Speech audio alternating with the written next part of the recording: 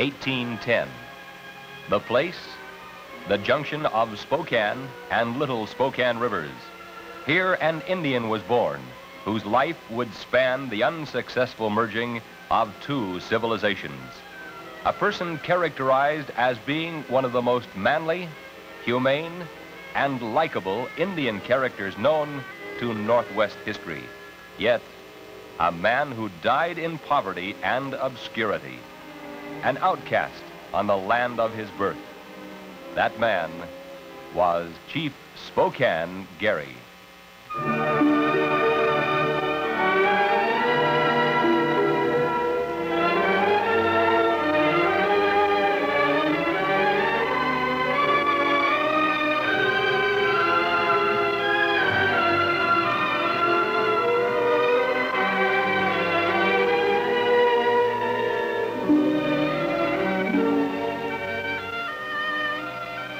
Garry, whose native name has long been forgotten, was the son of Ilium Spokane, chief of the Middle Spokane Indian tribe.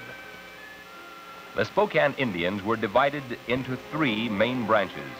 The upper branch, or Muddy Creek people, occupied the territory extending along the Spokane River from the present site of Post Falls, Idaho, to the Spokane Valley. The middle branch, or Salmon Trout people, roamed the lands from the valley to beyond the junction of Spokane and Little Spokane rivers. From this location to the confluence of the Spokane and Columbia rivers lived the lower branch, or people of the Little Falls. Garry's birth nearly coincides with the building of Spokane House by the Pacific Northwest Company of Canada. The trading post is significant since it was the first permanent business establishment in the present states of Washington or Oregon. Garry spent his early boyhood in the vicinity of Spokane House and consequently had an early and friendly association with the white men. This friendly attitude was to prevail throughout his life and eventually cause him great disillusionment. At age 14, a significant event in Garry's life occurred. He was selected by the Hudson's Bay Company as one of several Indian youths in the area to be educated at Fort Garry, now Winnipeg, Canada. Some 30 Indians from across the continent were to be educated in the ways of the whites. On April 12, 1825, Garry left with the party of George Simpson, an officer in the Hudson's Bay Company, organization which was then operating Spokane House. The journey was a difficult 2-month trip down the Spokane River, up the Columbia to boat encampment, across Athabasca Pass, and down the Saskatchewan River. From Norway House, the group traveled south the length of Lake Winnipeg and up the Red River to Fort Garry. It was from this fort that Garry was to gain his name. Spokane was an adaptation of his father's name, Ilium Spokane. Garry, a good student, remained at the school for several years, during which time he learned both French and English and gained religious training. An Indian companion of Garry's from the Kootenai tribe while still in Canada. Because of this, Garry returned home, the best white educated Indian in the Northwest. He had mastered the English and French languages. Determined to spread the knowledge and religious teachings he had acquired to his people, Garry set up a crude school in 1830. By doing so, he became the area's school teacher. Curriculum of Garry's school consisted of English, simple agriculture, and Christian religion. Both children and adults attended the 20 by 50 foot Tulimat schoolhouse. Garry's first school was probably located near the site of Spokane. Was moved to Colville before Garry returned from the Red River School. Few whites traveled through the region. In 1838, the first permanent missionaries, Elkanah Walker and Cushing Eels, arrived among the Spokanes and set up a mission near Shimakin Creek, some 18 miles from the present city of Spokane. Garry continued to teach, but differences in the doctrines of varying religious viewpoints confused the Indians. This confusion led Garry to give up public teaching in 1841.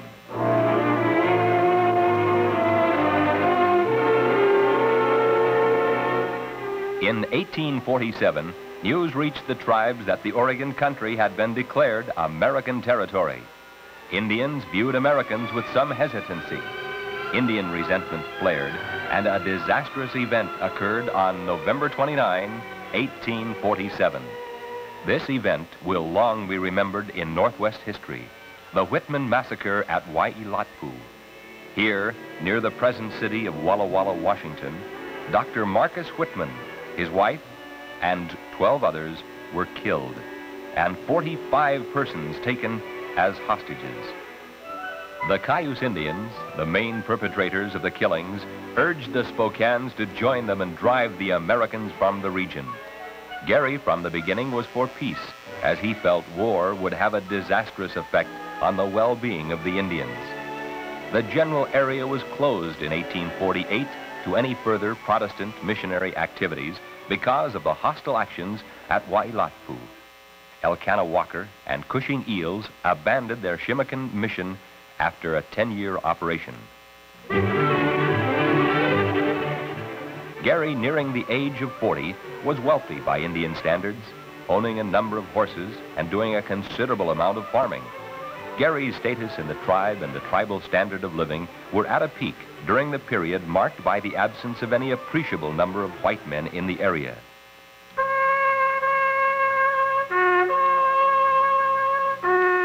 In 1850, forebodings of trouble for the Indians of the Northwest arose. The donation land law was enacted that enabled any citizen to claim 320 acres of land, 640 for a married couple anywhere in the Oregon Territory, even though no treaty had been made with the Indians.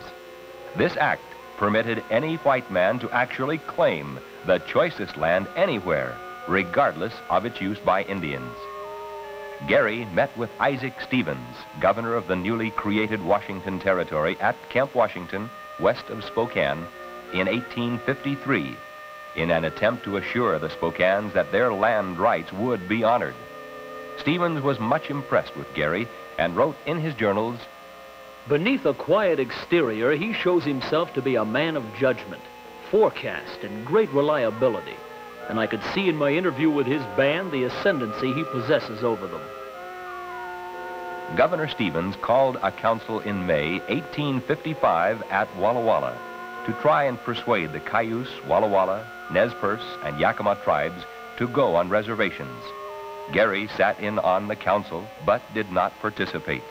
Later, Stevens made another trip to visit the Spokanes and tried to persuade them to go on reservations. Garry made eloquent speeches stating the Indians' viewpoint. Stevens played somewhat of a dual role in the meeting, trying to convince the Indians that whites would respect the Indians' property, while at the same time trying to get them to agree to a reservation and open the land for white settlement. Garry was firm and would not negotiate. Governor Stevens told the Indians, "The lands are yours. I cannot take them. I shall not take your lands from you." A strange statement made in view of the fact that the Donation Act had already been passed. Unrest among the Indians flared into open war in other areas of the territory. Walla. Tension continued to mount as word reached the Spokanes of treaties not being enforced by the whites. In May 1858, war clouds loomed over the Spokane tribe's head. Word was received that Colonel Edward J. Steptoe was preparing to cross the Snake and enter the area closed to whites. Although on a mission to Colville to investigate trouble between Indians and miners, Steptoe's route was not direct and was to take him through the heart of Palouse and Spokane country. Since these tribes were basically friendly, the military did not attach any special significance to the passage. As the party progressed north of the present town of Rosalia, young braves of the Spokane, Coeur d'Alene, and Palouse tribes assembled and prepared to stop any further intrusion by the military force. Garry and chiefs of the tribes involved met with Steptoe and explained Indian resentment over such a large force in their country. Garry also pleaded the cause of peace with the Indians, but to no avail. Fighting commenced, and Steptoe was forced to retreat to a hill overlooking the present site of Rosalia. Only a daring and successful retreat at night saved the Army from a possible loss of 152 enlisted men and 5 officers. As it was, 2 officers and 3 enlisted men were killed. Garry, having been opposed to the hostilities, did not take part in battle. The military was not to take such loss and humiliation lightly, even though, up to this time, they had been somewhat sympathetic with the Indian cause. Colonel George Wright departed from Fort Walla Walla in August of 1858 with 575 troops, 30 friendly Nez Perce scouts, and a large supply train. On August 31st, he camped at a spring now called Bassett Springs near Granite Lake. The following day, the Battle of 4 Lakes ensued. With his howitzers and superior rifles, Colonel Wright had little trouble routing the disorganized Indians. 500 to 700 warriors had engaged in the battles with almost an equal number of Army personnel, although the present-day monument suggests in error that 5,000 Indians took part. After a 3-day rest at Bassett Springs, Wright and his command drove the Indians across the plains. Here again, the Indians proved no match for the high-powered rifles and howitzers. Indian losses were high, while the military suffered none. This second battle was officially designated the Battle of Spokane Plains. The next day, Garry requested a conference with Wright, and the meeting took place at a ford 2 miles above Spokane Falls. Garry was in a paradoxical position. He had attempted to keep the Indians peaceful and was alternately cursed and praised by both sides because of his middle ground stand. Garry had not taken part in the battles, and although many Indians were angry at him for this stand, they evidently thought his reputation would be helpful in halting further bloodshed. Colonel Wright was in no mood for conciliation at this point. His reply undoubtedly sent chills up the spines of the assembled natives. His terminology was definite as he delivered this ultimatum. I have met you in 2 bloody battles. You've been badly whipped. You have lost several chiefs and many warriors killed or wounded. I have not lost a man or animal. I have a large force, and you Spokanes, Coeur d'Alenes, Palousas, and Pend d'Oreilles may unite, and I can defeat you as badly as before. I did not come into this country to make peace. I came here to fight. Now, when you're tired of war and you ask for peace, I will tell you what you must do. You must come to me with your arms, with your women and children and everything you have, and lay them at my feet. You must put your faith in me and trust to my mercy. If you do this, I shall then dictate the terms upon which I will grant you peace. If you do not do this, war will be made on you this year and next until your nation shall be exterminated. Wright left no doubt in the minds. He concluded by telling them no lives would be taken if they did as he said. The next day, he hanged one of the Spokane chiefs. Moving eastward through the fertile Spokane River Valley, Wright took possession of 800 horses belonging to the Indians. Being unable to make use of them, he had them killed, much to the dismay and horror of the Indians. The bleaching bones of the horses were visible for over 50 years. Wright had proved his ruthlessness and would continue to do so. Storehouses similar to the one still standing near the site of Spokane House of wheat, oats, vegetables, camas, and dried berries, the Indians' winter supply, were burned, a blow the Indians were to never forget. Wright continued his route, which took him around beautiful Lake Coeur d'Alene, where peace terms were dictated to the Coeur d'Alenes. Before leaving the Spokane area, he again satisfied his craving for revenge by hanging 7 Palouse Indians, reported to have taken part in the Steptoe defeat. A council followed with Garry, once again assuming the role of leadership for the Spokanes. Unconditional surrender terms were again outlined by Wright to the assembled Indians. The activities occurring at this peaceful spot on Latah Creek set the stage for the water's appropriate nickname, Hangman Creek. This name is still used today. This campsite is some 17 miles upstream from Spokane, a short distance from the towns of Waverly and Fairfield. Wright's ruthless campaign once and forever opened the Indian country of eastern Washington to white settlement and consequent decline of Indian culture in the area.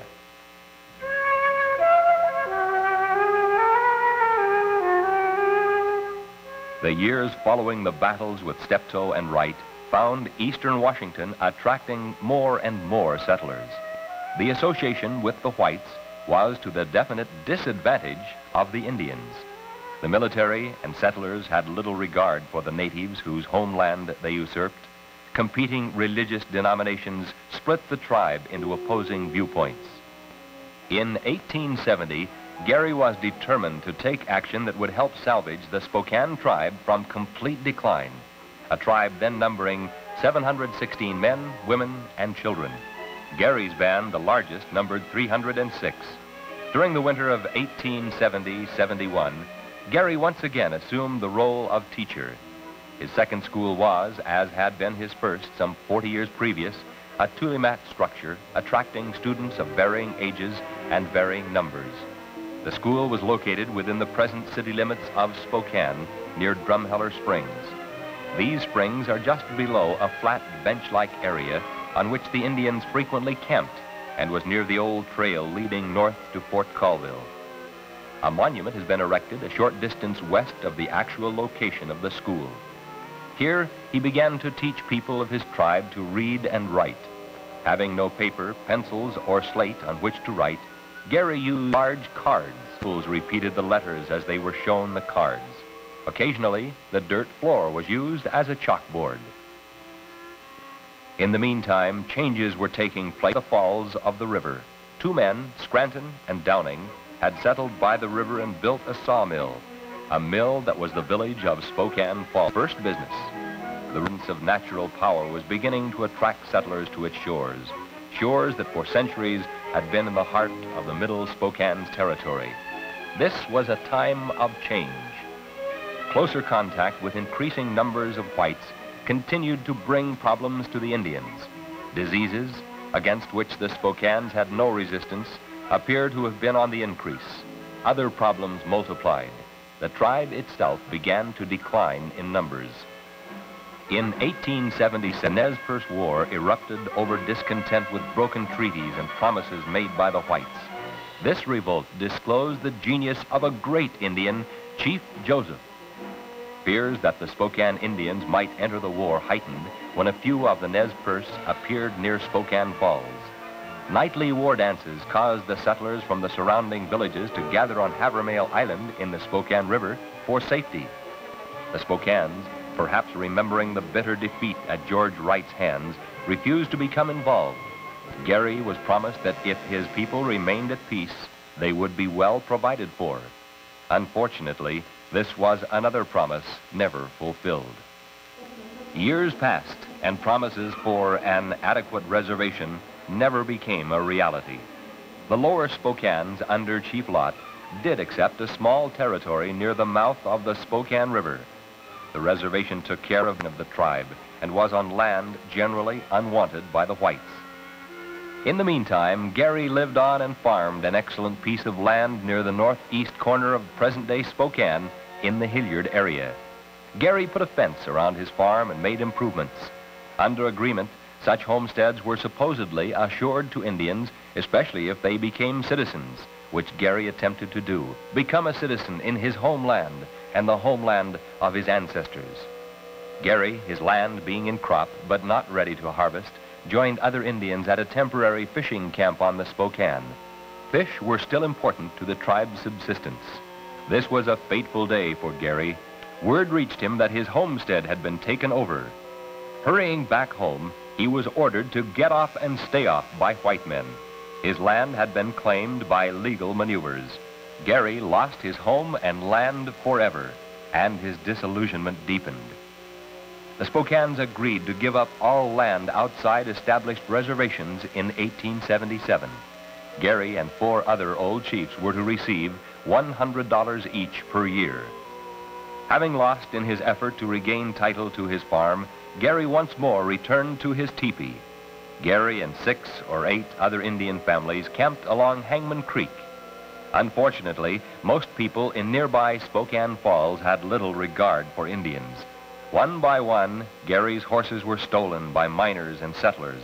After all, as some whites said, what rights had a dirty savage? Finally, to avoid continued harassment by other families, moved camp to an area near Indian Canyon. Gavin Mowat gave the Indians permission to pitch their tents on his land. He later said he was much impressed with the Indians' respect for property and great honesty.